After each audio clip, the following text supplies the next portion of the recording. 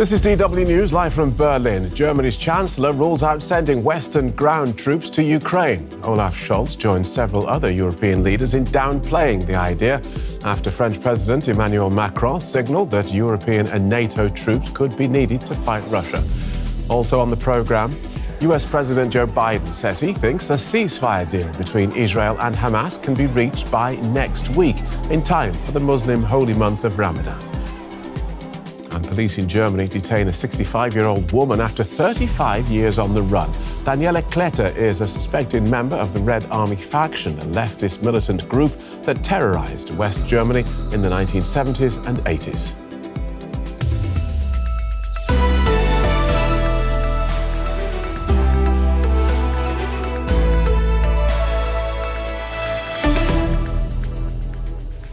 I'm Phil Gale. Welcome to the programme. We start with apparent disagreement amongst Western leaders over the idea of sending ground troops to Ukraine. And this began when French President Emmanuel Macron signalled that doing so could be necessary to ensure that Russia doesn't win the war. Well, German Chancellor Olaf Scholz and other European leaders have been walking back that suggestion. The White House has since added that the US will also not send troops. Back in Germany, from his meeting with EU leaders and Western officials in Paris, Chancellor Olaf Scholz reiterated his stance on further support for Ukraine in its defence against Russia. We obviously discussed ways to arrange for the support. And after a very good debate, we decided that what was agreed from the outset also applies to the future. Namely, that there will be no ground troops, no soldiers on Ukrainian soil sent there by European countries or NATO states. This puts him at odds with French President Emmanuel Macron, who raised eyebrows during the meeting when he said that the option of putting boots on the ground in Ukraine should remain open. There is no consensus today to send ground troops in an official, endorsed and sanctioned manner. But in dynamic terms, nothing should be ruled out. We will do whatever it takes to ensure that Russia cannot win this war. Other leaders have been quick to react. Spain, Italy, the UK, Poland, NATO and the European Commission have underlined that they have no plans to send ground troops to Ukraine. The Kremlin has responded by saying that if European NATO members decide to send troops to Ukraine, direct conflict between Russia and NATO would become inevitable. Well, our correspondent Bernd Riegert attended that conference of European leaders in Paris yesterday and joins us now. Welcome, Bernd. The unity that this conference was supposed to highlight didn't last very long, did it? No, it didn't. Emmanuel Macron, the president of France, got some very uneasy reactions from the peers that he sat at the same table yesterday in Élysée Palace, and there's a conflict what was actually said and what was meant by the discussion. All major NATO allies, the US, the United Kingdom and also Germany, said they will not send any ground troops. There's a consensus on that, but Emmanuel Macron said quite the opposite. He said we are still discussing it and it should be an option. And the German Chancellor went even further and said that he cannot memorize that they at all talked about this subject. So there's a little bit of a dispute here, and diplomats say it's not very good for Ukraine because people don't need an intellectual discussions about troops on the ground or not. In the future, they need ammunition now, and this is a little bit of a distraction that is going on, and this is not a show of unity, and this is also maybe a signal to Russia that the Western allies now are fighting over words instead of fighting Russia. And in the last couple of hours, France has actually been backpedalling and clarifying the French president's remarks, which makes one wonder why he said them in the first place. Well, Emmanuel Macron intended with this conference to take the lead in the European discussion on the defense strategy for Ukraine. He also wanted to showcase that he or European leaders should replace the United States when it comes to Ukraine aid, because there's the danger, of course, that after maybe Donald Trump gets back the presidency in the US, that then the US will retreat from the support at all. So that was his purpose, and Macron loves to provoke with some intellectual challenges, I would say. He did that in the past and he did it again, but his defense minister, Sébastien Lecornu, tried to water down the whole issue a little bit. He said, if you are looking into the eye of an enemy, you keep all your options. You don't say you exclude any options. That includes, of course, sending troops. You have to be aware that there has to be a kind of a strategic ambiguity. All right, thanks for that, Bernd. Bernd Riegert in Strasbourg. So let's get a German perspective on the French president's comments from the deputy head of Germany's opposition CDU-CSU parliamentary group, Johann Wadephul.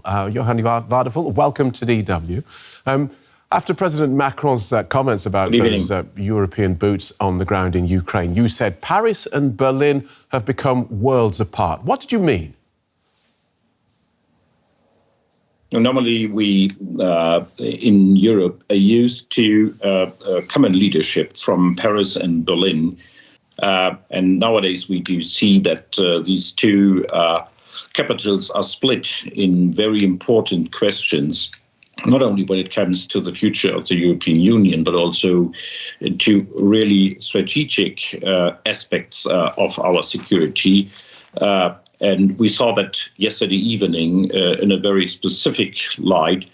What really endangers our security, we would expect that the French president and the German chancellor use the same language when it comes to the Ukrainian war, when it comes to the question how and with which means to defend Ukraine against the Russian aggressor. And yesterday we saw them diverted, and that's not good for European security.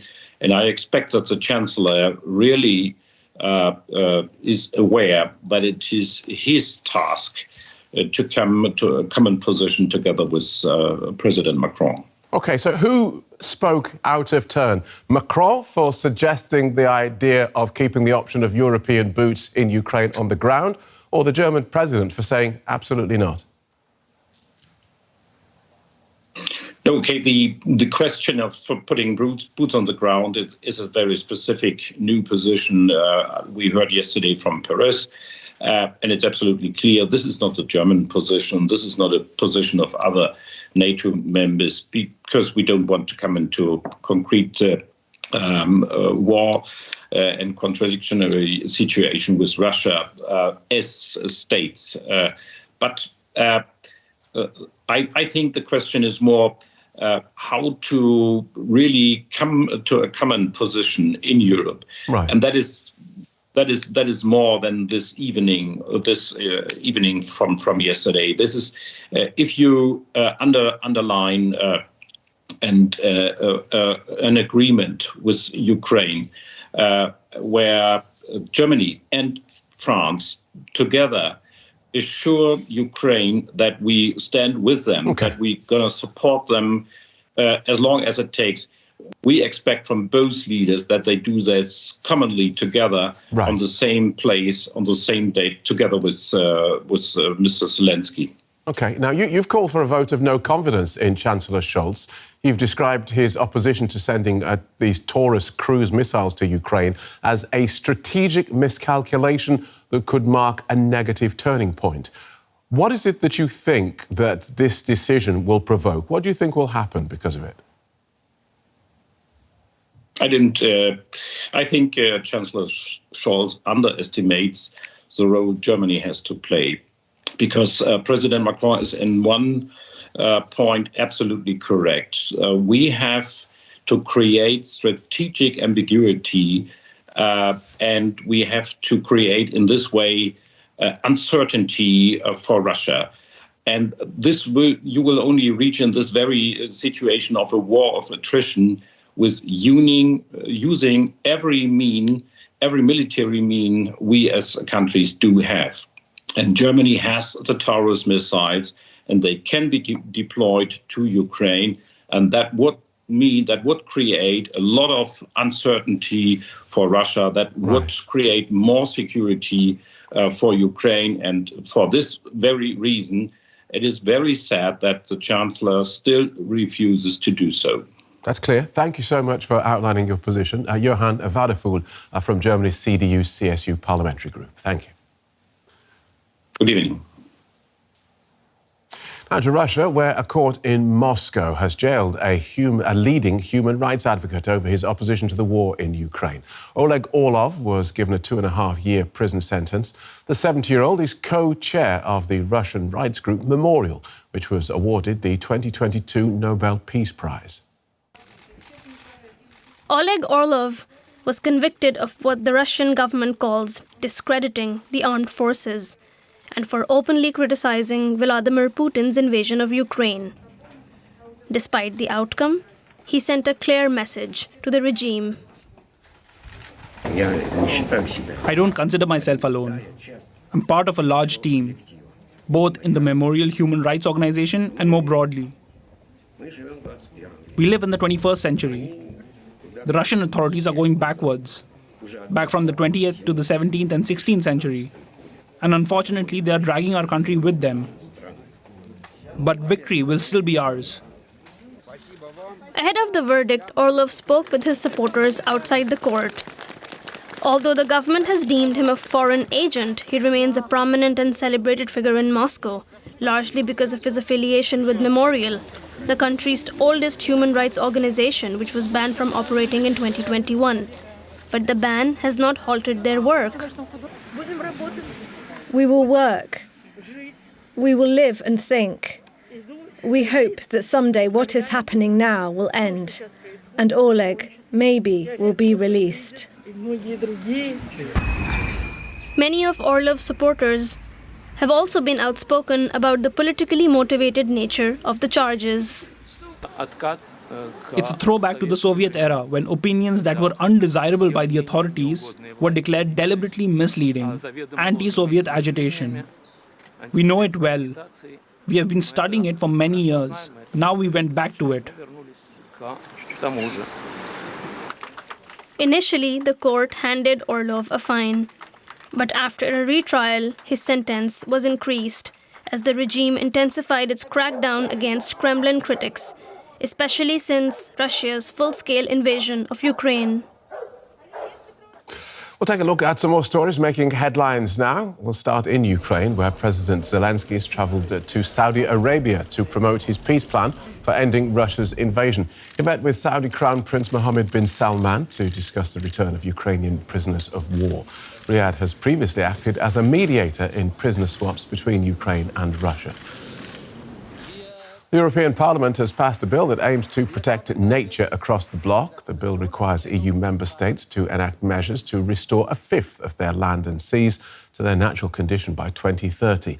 Lawmakers adopted the legislation despite the ongoing farmers' protests across Europe over the EU's green policies. And Lufthansa ground staff are expected to go on a 3-day strike across German airports from Wednesday. Labour union Verdi called the industrial action as a wage dispute with the German flag carrier escalates. The union's already held 2 one-day strikes this month. Now, the militant group Hamas, which committed the October 7 terror attacks, has downplayed hopes of an early ceasefire in Gaza after US President Joe Biden expressed hope that a truce could be agreed as early as next week. A Hamas spokesman said the group had not received any new proposals from Qatari, Egyptian or US mediators.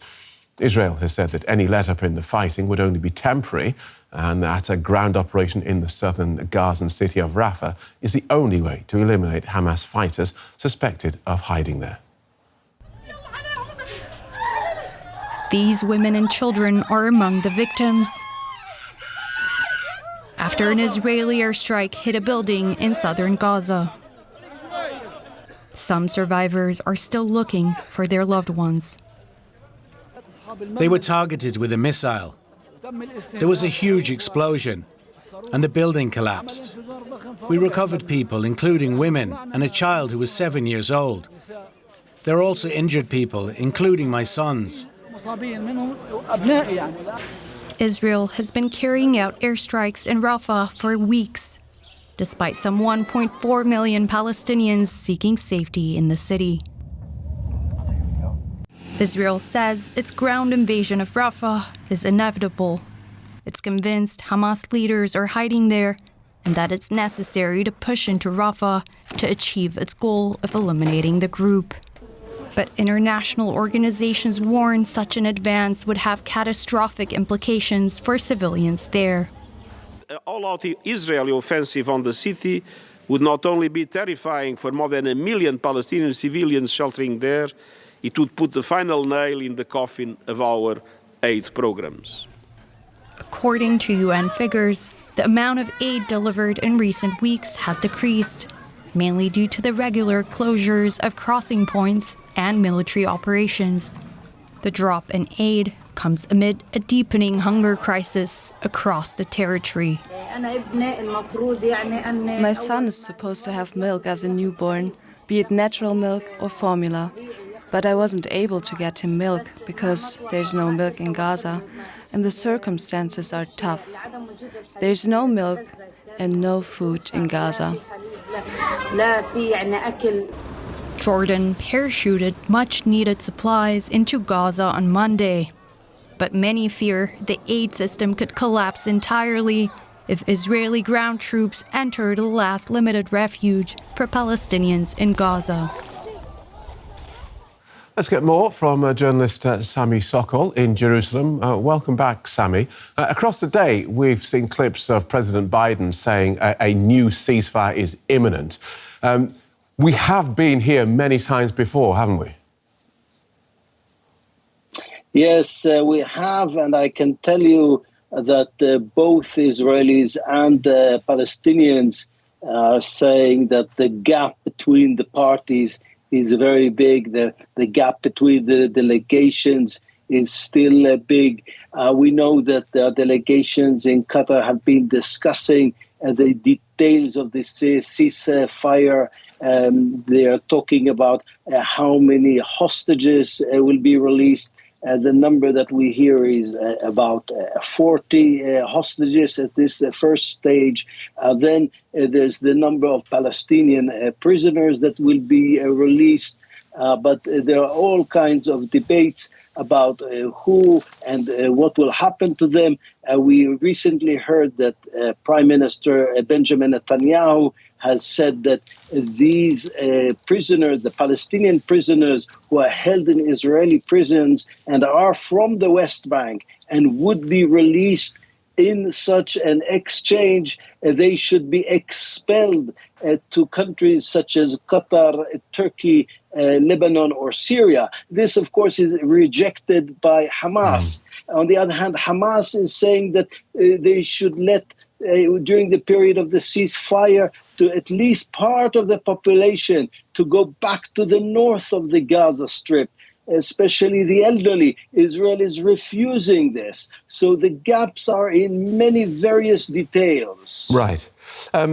Away from that, but obviously related, on its plans to send ground troops into Rafah, Israel does seem to be impervious to international pressure. How serious is it likely to take this latest threat from Egypt that it will abandon its 1979 peace deal with Israel if Israel attacks Rafah? Well, I think that the biggest concern is the Egyptian reaction, because Israel is very much dependent on the Egyptians when it comes to its blockade policy vis-à-vis the Gaza Strip. All the trucks that are going into the Gaza Strip, they come in from Egypt through a crossing into Israel, are examined by the Israelis. Then these trucks, they go back into Egypt, and there is an Israeli drone that flies above them, and they go all the way to the Gaza Strip. And in that way, Egypt is cooperating with Israel and supervising that only the items that Israel agrees to will enter the Gaza Strip. Of course, if this will end, this means that Israel will not have this kind of control. Right. And not to mention the fact that the release of the hostages was all done with coordination with the Egyptians. So Egypt is definitely key. Thank you for that, Sami. Sami Sokol in Jerusalem. Now to the arrest of a 65-year-old woman here in Berlin that has sent shockwaves across Germany. German newspaper Bild have reported that the woman's neighbours knew her as Claudia, but she was actually Daniela Kletter, who's been on the run for decades as a suspected member of a far-left militant group that terrorised West Germany during the 1970s and 80s. Daniela Kletter had been in hiding for more than 30 years. She belonged to the left-wing extremist group, the Red Army faction. Now, the suspected former terrorist has been arrested in a Berlin apartment. We are certain that the person arrested is Daniela Kletter, who has been living underground for 30 years.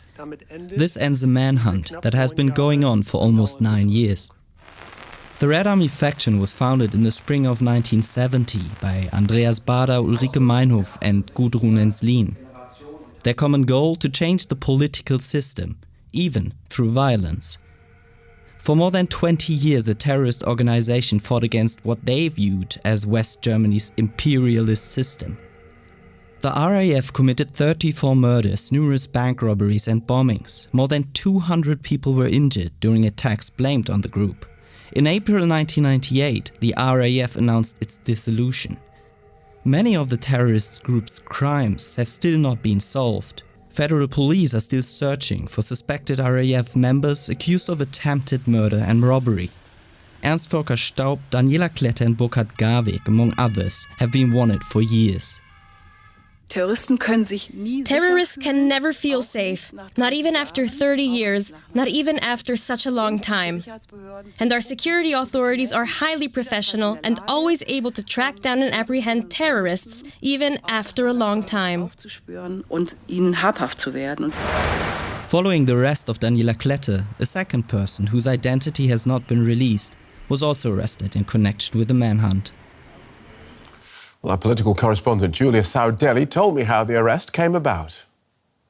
We heard from investigators that this came about because of a tip-off that they received back in November, which led to further investigations into the case until the arrest happened today. And we also might want to note that in the last few weeks and months, investigators had put out a 150,000 euro prize in money for whoever would come forward with information that would lead to an arrest, and that might have led also to the tip-off. But we've heard from investigators that they arrested Daniela Kletter in her apartment in Berlin, that she did not pose any resistance, that she had with her a foreign forged passport with false information on her identity on it. We heard that she was arrested and taken to a jail in northern Germany, where she was put forward 6 arrest warrants for serious robbery, and that her identity was confirmed through fingerprints.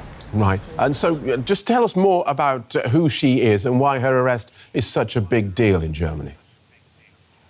Yes, she was a member of the Red Army faction, the RAF group, which was a left-wing terrorist group which was active from the 1970s to the 1990s. She was part of the group between the 80s and the 90s. And this is a group that wrought terror in Western Germany and Germany during that period. They are accused of 34 murders. They killed industrialists, they killed judges, they killed police officers, and they carried out bombings and robberies. Now, she was in the case of what she's being accused of, she was accused of robberies that were carried out after the dissolution of the Red Army faction, and which means that they weren't politically motivated. She was carrying out these robberies likely to finance her life in hiding underground, hiding from the authorities. But this is a significant arrest. She was one of the few remaining members of the RAF not to have been arrested or to still be alive and being manhunted.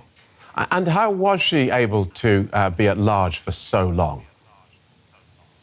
Well, she was living underground basically for the last 30 years, and she had fake passports, fake identities, so it was quite an organized situation where she had gone into hiding. And one thing we also should keep in mind is that far-left terrorist groups were widespread in Europe from the 1970s onwards, and that there was a strong network between these organizations, and that had quite a strong support network underground. So she managed for these many years to remain under the radar, also because of this infrastructure likely supporting her too.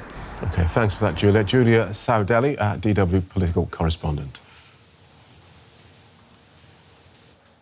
More stories from around the world, starting in Senegal, where the National Dialogue Commission is expected to propose holding the delayed presidential election on the 2nd of June.